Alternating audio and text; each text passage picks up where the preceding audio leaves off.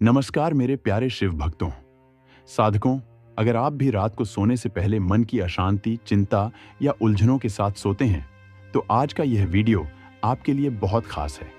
आज हम जानेंगे उस सरल लेकिन गहरी शिव साधना के बारे में, जिसे सिर्फ 11 बार करने से मन शांत होता है और जीवन की दिशा बदलने लगती है। अगर आप सच में भोलेनाथ के भक्त हैं, तो इस वीडियो को लाइक जरूर करें। नीचे कमेंट में ओम नमः शिवाय लिखें और शिव मंत्र यात्रा चैनल को सब्सक्राइब जरूर करें। वीडियो को अंत तक देखिए, क्योंकि अंत में वही बात छुपी है जो शिव अपने सच्चे भक्तों को धीरे धीरे समझाते हैं। ओम नमः शिवाय। रात का समय जब सारा संसार धीरे धीरे शांत हो जाता है, बाहर की आवाजें कम होने लगती हैं, मोबाइल की रोशनी भी आंखों को थकाने लगती है और मन जो पूरे दिन इधर उधर भटकता रहा, अब थककर ठहरना चाहता है। यही वह समय है जब इंसान सच में अपने भीतर उतर सकता है। यही वह क्षण है जब शिव सबसे अधिक पास होते हैं। बहुत लोग पूछते हैं कि आखिर रात को सोने से पहले ही क्यों मंत्र जप की बात कही जाती है। इसका उत्तर किसी किताब में नहीं, बल्कि अनुभव में छुपा है। दिन में मन बाहरी दुनिया से जुड़ा रहता है, लेकिन रात में आत्मा खुद से मिलने को तैयार होती है। और जब आत्मा और ईश्वर का मिलन होता है, तब शब्द नहीं, केवल भाव काम करते हैं। शिव को समझना आसान नहीं, लेकिन उनसे जुड़ना बहुत सरल है। शिव किसी महंगे अनुष्ठान से प्रसन्न नहीं होते, ना ही लंबी लंबी पूजा विधियों से। शिव तो केवल सच्चे भाव देखते हैं। जब इंसान थक कर, टूट कर, उम्मीद खोकर उनके सामने बैठता है और कुछ नहीं मांगता, केवल अपना मन खोल देता है, उसी क्षण शिव की कृपा शुरू हो जाती है। यही कारण है कि यह मंत्र, यह साधना, यह प्रक्रिया किसी कठिन नियम में नहीं बांधी गई। केवल इतना कहा गया है कि सोने से पहले जब मन सबसे अधिक सच्चा होता है, तब सिर्फ 11 बार इस शिव मंत्र का जाप करो। यह संख्या भी यूं ही नहीं है। 11 शिव का प्रिय अंक, 11 रुद्र, 11 इंद्रियां और 11 ही वह सीमा है जहां मन भटकना छोड़ देता है। 108 बार का जाप बहुत लोग करते हैं, लेकिन उसमें कई बार गिनती का अहंकार आ जाता है। 11 बार में मन को मौका मिलता है कि वह शब्दों से ज्यादा भाव पर टिक सके। जब आप पहली बार मंत्र बोलते हो, मन अभी भी दिन की बातों में उलझा होता है। दूसरी, तीसरी बार थोड़ा शांत होता है। 5वीं बार सांस गहरी होने लगती है। 7वीं बार दिल कुछ हल्का महसूस करता है। 9वीं बार आंखें अपने आप बंद होने लगती हैं। और 11वीं बार कुछ ऐसा होता है जिसे शब्दों में समझाना कठिन है। ऐसा लगता है जैसे किसी ने भीतर से सिर पर हाथ रख दिया हो। यह कोई कल्पना नहीं है, यह अनुभव है। एक साधारण गृहस्थ का अनुभव, जिसने जीवन में बहुत संघर्ष देखे। वह व्यक्ति हर रात सोने से पहले परेशानियों की सूची लेकर सोता था। कर्ज, बीमारी, रिश्तों की उलझन, भविष्य का डर। नींद नहीं आती थी, दिमाग लगातार चलता रहता था। किसी ने बस इतना कहा, आज से सोने से पहले शिव मंत्र 11 बार बोलना, कुछ मत मांगना, बस बोलना। पहले दिन उसने मजाक समझा, दूसरे दिन भी कोई फर्क नहीं लगा, तीसरे दिन नींद थोड़ी गहरी आई, चौथे दिन सुबह उठते ही मन हल्का था, 5वें दिन पहली बार उसने महसूस किया कि समस्याएं वैसी की वैसी हैं, लेकिन उनका बोझ कम हो गया है। यही असली बदलाव है। शिव पहले मन को बदलते हैं, फिर परिस्थिति खुद बदलने लगती है। यह मंत्र केवल शब्द नहीं है, यह कंपन है। जब आप ओम नमः शिवाय बोलते हैं, तो ओम से आपके भीतर की ऊर्जा जागती है, न से अहंकार झुकता है, म से मन शुद्ध होता है, शी से चेतना ऊपर उठती है, वहां से वासनाएं शांत होती हैं और यह पर पहुंचते पहुंचते आप खुद को सौंप देते हैं। यही समर्पण शिव को प्रिय है। शिव कभी कहते नहीं कि मुझसे यह मांगो या वह मांगो। शिव कहते हैं, खुद को मुझे दे दो। जब इंसान खुद को सौंप देता है, तब किस्मत को पलटना कोई बड़ी बात नहीं रह जाती। कई लोग सोचते हैं कि मंत्र जप से पैसा कैसे आएगा, नौकरी कैसे मिलेगी, बीमारी कैसे ठीक होगी। लेकिन शिव का तरीका अलग है। शिव सीधे परिणाम नहीं देते, वे रास्ता देते हैं। वह रास्ता भीतर से शुरू होता है। जब आप हर रात सोने से पहले 11 बार मंत्र जप करते हैं, तो आपका अवचेतन मन उस कंपन को स्वीकार करने लगता है। धीरे धीरे डर कम होने लगता है, नकारात्मक सोच कमजोर पड़ने लगती है, और जब सोच बदलती है, तब फैसले बदलते हैं। फैसले बदलते हैं तो कर्म बदलते हैं, और कर्म बदलते हैं तो किस्मत अपने आप करवट लेती है। एक महिला थी जो हर रात रोते हुए सोती थी। पति से मनमुटाव, घर में तनाव, मन में अकेलापन। उसने किसी से कुछ नहीं कहा, बस चुपचाप यह साधना शुरू कर दी। शुरू में मंत्र बोलते समय ही आंसू निकल आते थे, लेकिन वह रोते रोते ही मंत्र बोलती रही। शिव ने उसके आंसुओं को कमजोरी नहीं समझा, उन्हें प्रार्थना समझा। कुछ ही दिनों में उसने देखा कि उसके भीतर एक अजीब सी शांति आने लगी है। पति वहीं था, हालात वहीं थे, लेकिन प्रतिक्रिया बदल गई थी। वह शांत रहने लगी, और जब एक इंसान शांत होता है तो दूसरा भी धीरे धीरे बदलने लगता है। कुछ महीनों में उसका घर वैसा नहीं रहा जैसा पहले था। यह चमत्कार नहीं था, यह शिव की मौन कृपा थी। रात को मंत्र जप का एक और रहस्य है। जब आप सोने से पहले मंत्र बोलते हैं तो वही विचार नींद में प्रवेश करता है। नींद के दौरान मन सबसे अधिक ग्रहणशील होता है। उस समय दिया गया संस्कार गहरे तक बैठता है। इसलिए कहा गया है कि सोने से पहले जो सोचोगे वही बनोगे। अगर डर लेकर सोओगे तो डर बढ़ेगा, अगर चिंता लेकर सोओगे तो चिंता बढ़ेगी। लेकिन अगर शिव के नाम के साथ सोओगे तो भीतर सुरक्षा का भाव पैदा होगा। ऐसा लगेगा जैसे कोई है जो सब संभाल लेगा। यह साधना किसी को दिखाने के लिए नहीं है। इसमें माला की जरूरत नहीं, दीपक की मजबूरी नहीं, मंदिर जाना अनिवार्य नहीं। बस आप आपका मन और शिव का नाम बिस्तर पर लेटकर भी कर सकते हो, बैठकर भी। बस एक बात का ध्यान रखना है कि मंत्र बोलते समय मन से यह भाव निकले कि हे शिव, आज का दिन जैसा भी रहा हो, अब मैं तुम्हारी शरण में हूं। इतना भाव काफी है। कई बार लोग कहते हैं कि उन्हें मंत्र बोलते समय कुछ महसूस नहीं होता। याद रखिए, बीज बोने के तुरंत बाद पौधा नहीं दिखता, लेकिन इसका मतलब यह नहीं कि बीज काम नहीं कर रहा। शिव की साधना धैर्य मांगती है, लेकिन यह धैर्य भारी नहीं लगता, क्योंकि हर रात का जप अपने आप में राहत बन जाता है। दिन भर की थकान, गुस्सा, निराशा धीरे धीरे पिघलने लगती है। शिव को भोलेनाथ कहा जाता है क्योंकि वे जल्दी प्रसन्न होते हैं, लेकिन इसका अर्थ यह नहीं कि वे बिना वजह वरदान बांटते हैं। वे पहले इंसान को तैयार करते हैं। यह 11 बार का मंत्र जप उसी तैयारी की प्रक्रिया है। जब आप नियमित रूप से यह करने लगते हैं तो एक समय ऐसा आता है जब बिना किसी कारण के भी दिल मुस्कुराने लगता है। छोटी छोटी बातों में संतोष मिलने लगता है, और यही वह अवस्था है जहां किस्मत बदलने से पहले इंसान बदलता है। आज के समय में जब हर कोई जल्दी परिणाम चाहता है, यह साधना धीरे धीरे भीतर उतरती है। लेकिन जो एक बार इसे अनुभव कर लेता है वह इसे छोड़ नहीं पाता, क्योंकि यह केवल किस्मत बदलने का तरीका नहीं है, यह खुद से मिलने का रास्ता है। शिव के पास पहुंचने का रास्ता बाहर नहीं भीतर से जाता है, और रात का समय उस भीतर के द्वार को खोलने का सबसे सही समय है। साधकों, शिव की गहराई में उतरना बाकी है। अभी यह समझना बाकी है कि यह मंत्र कैसे आपके कर्मों को शुद्ध करता है, कैसे आपके जीवन में अदृश्य सुरक्षा कवच बनाता है, और कैसे धीरे धीरे वह परिस्थितियां बदलने लगती हैं जिन्हें आप कभी अपने बस में नहीं मानते थे। तो मेरा आपसे निवेदन है कि वीडियो में अंत तक बने रहे। रात और गहरी हो जाती है। बाहर का अंधेरा केवल अंधेरा नहीं रहता, वह एक आवरण बन जाता है जिसमें भीतर की हलचल साफ दिखाई देने लगती है। यही वह समय है जब यह 11 बार का मंत्र जप केवल आदत नहीं बल्कि यात्रा बन जाता है। अब यह केवल शब्द दोहराने की प्रक्रिया नहीं रहती, बल्कि मन और आत्मा के बीच एक संवाद शुरू हो जाता है। बहुत कम लोग इस संवाद को पहचान पाते हैं, क्योंकि अधिकतर लोग मंत्र को भी एक काम की तरह करते हैं। लेकिन जब आप हर रात बिना किसी अपेक्षा के, बिना किसी डर के, केवल समर्पण के भाव से शिव का नाम लेते हैं, तब कुछ बहुत सूक्ष्म घटित होने लगता है। शिव का मार्ग सीधा नहीं होता, वह गहराई में जाता है। इस साधना का दूसरा चरण वहीं से शुरू होता है जहां मन सवाल पूछना बंद कर देता है।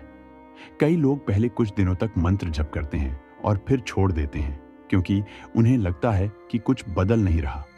लेकिन वे यह नहीं समझ पाते कि असली बदलाव सबसे पहले भीतर होता है, और भीतर के बदलाव को पहचानने में समय लगता है।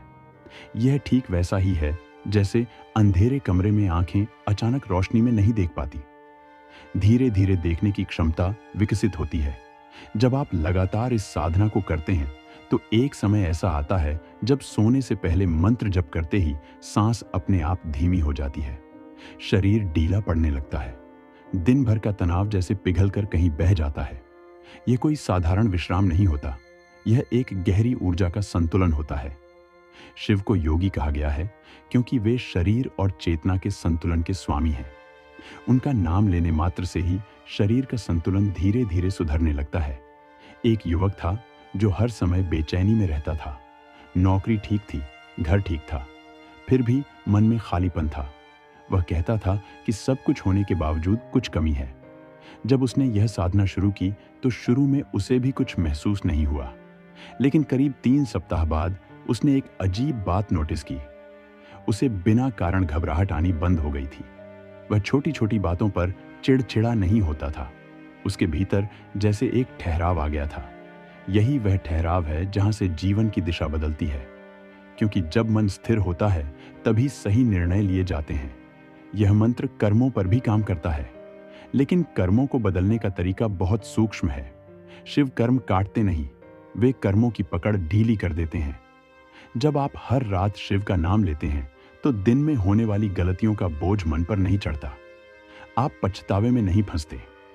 पछतावा वही चीज है जो कर्मों को दोहराता है।